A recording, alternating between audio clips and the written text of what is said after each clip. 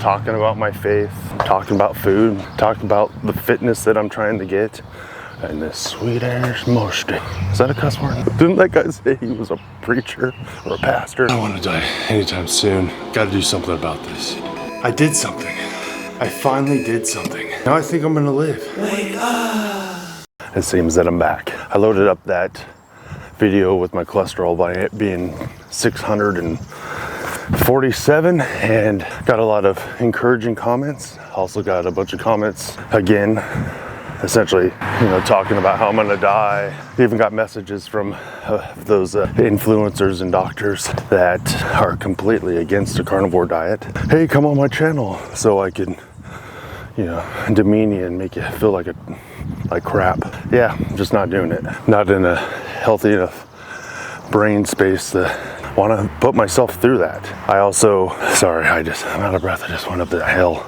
Let yourself go. Now, I've been working my butt off. I've been having to focus a lot at work, moving tons of stuff, and I've been exercising 5 days a week. I was out this last weekend at man camp with my church, pretending I was 20 years old and not 46.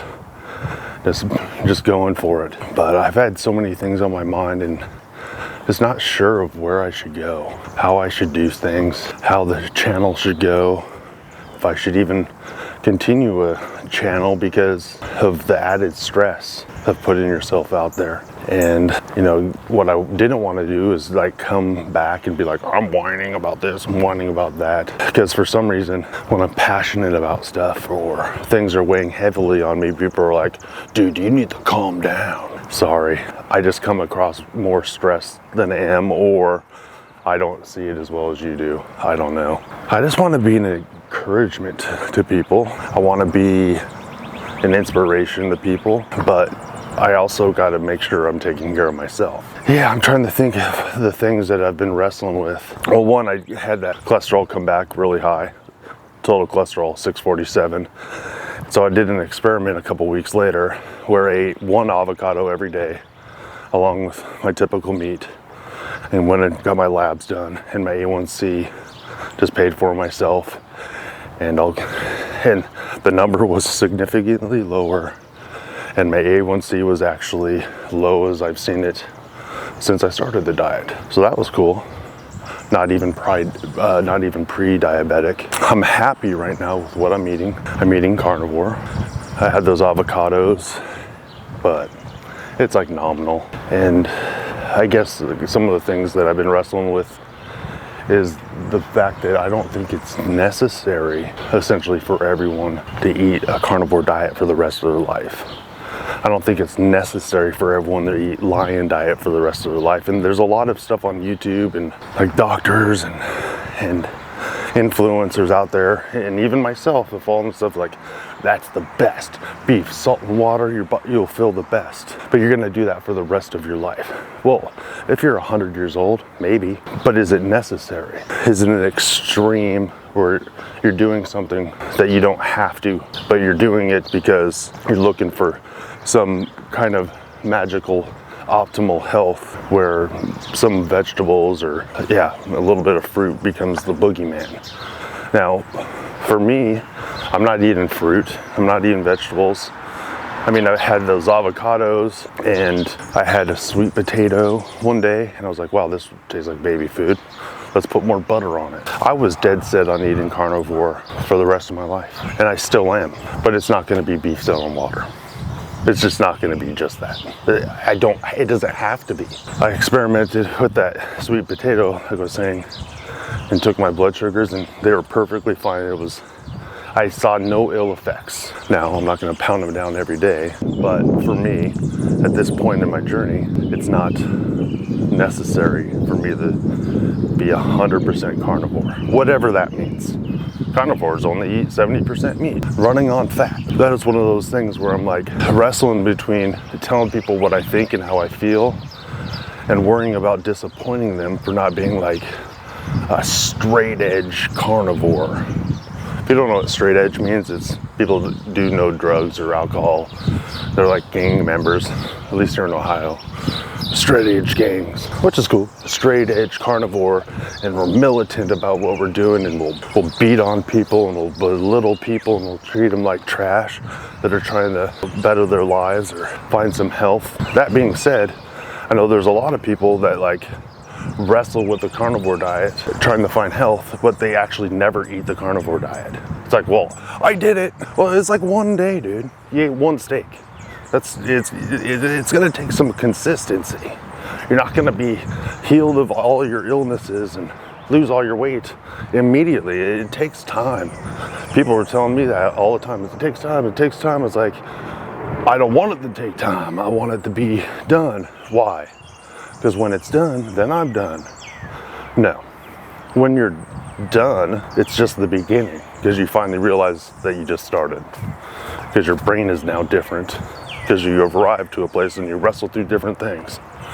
Told you I had a lot of things on my mind. Not only that, but when it comes to like my spiritual life, I've been feeling like I'm in a dry place with the Lord, and I'm not getting the direction that I want.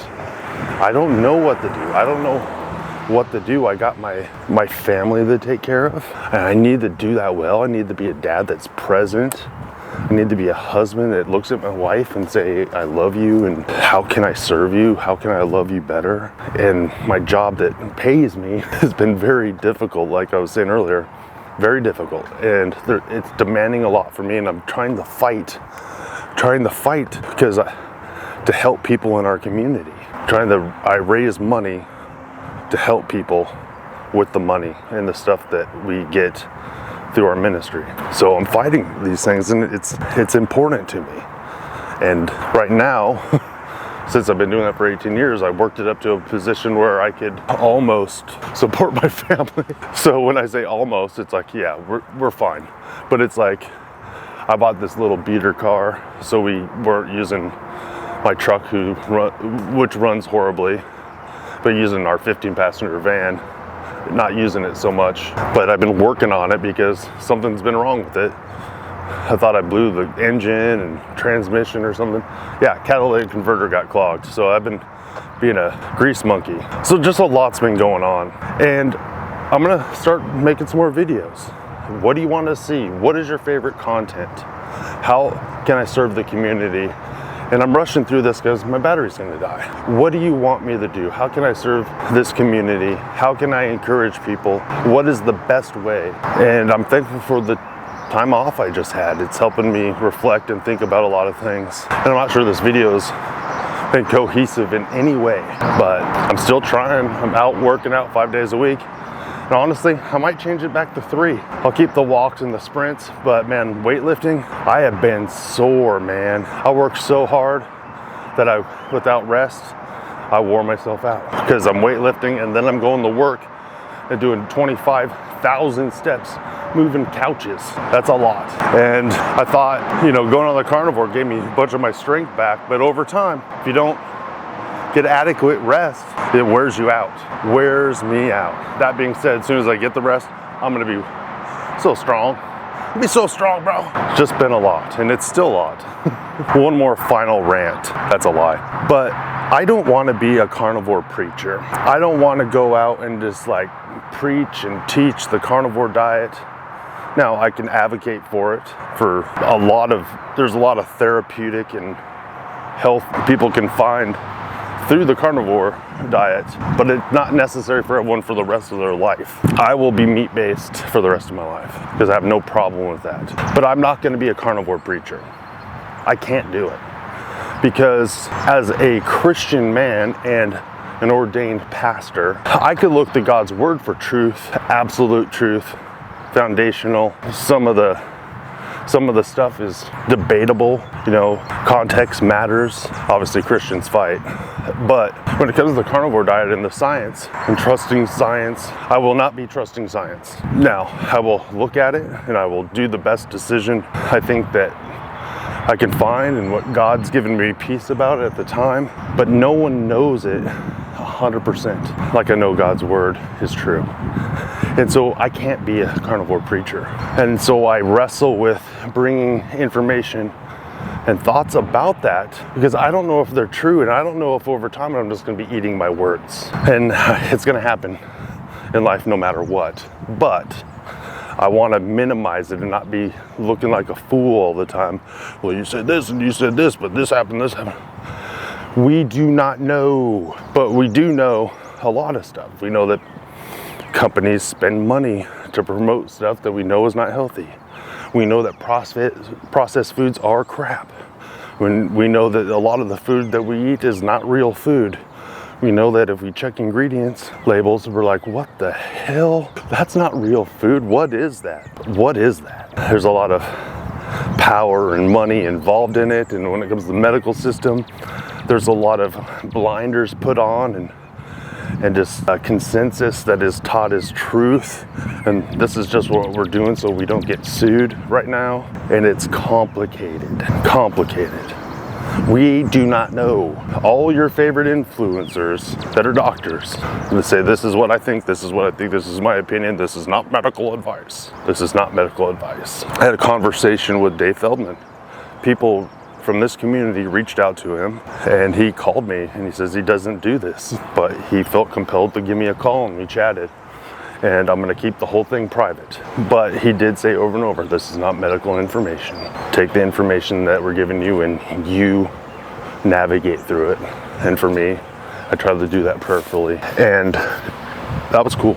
That was cool. Let's see if I got time for a story. So maybe 10 years ago, 8 years, my dad started flying a little Cessna around. And I don't like flying. I don't like leaving my family and flying around. But he's like, hey, let's go to Oklahoma and Texas and go to a conference. And we went to Florida and Alabama unexpectedly. But my anxiety level went through the roof to the point that, like, when we're just cruising, I'm fine. Takeoff and landing, especially landing, my anxiety just got so high that it was like, oh, dude, it's like, am I gonna pass out? And it got to the point, I got so anxious that I got to the point that I had this thought, I just wish this plane would go down and just die, because dying would be easier and quicker than having to deal with the pain of this anxiety, which is not what I really meant, but it was like, I was so anxious and so uncomfortable that death felt like a release. So it wasn't death that I was looking for a release from, it was the anxiety. And so when it comes to my cholesterol levels and those types of things, I just decided I'm gonna release myself from it. I'm gonna focus on more about how I feel and not like my feelings. Like, how does your body feel? What serves you in your body? What fuels you in your body? What brings you some joy? And it's not a bunch of sugar. It's pursuing health and taking back the years that the enemy stolen from me by over-consuming carbs and sugars, lack of exercise. But yeah, I'm releasing myself of that burden. If I die, I got life insurance. And I'm not saying that flippantly. I'm saying that like I have to release myself. But I want to stick around for my wife and kids. Hi, you just scared the crap out of me. These camera things. We're not quitting. I'm not quitting. I'm going to keep pressing forward, sharing my health journey, talking about my faith, talking about food, talking about the fitness that I'm trying to get, and this sweet ass mostly. Is that a cuss word? Didn't that guy say he was a preacher or a pastor? Yeah, I just went to man camp and I heard some questionable jokes. Actually, I'm the one that told him. You want to hear a questionable joke? Okay.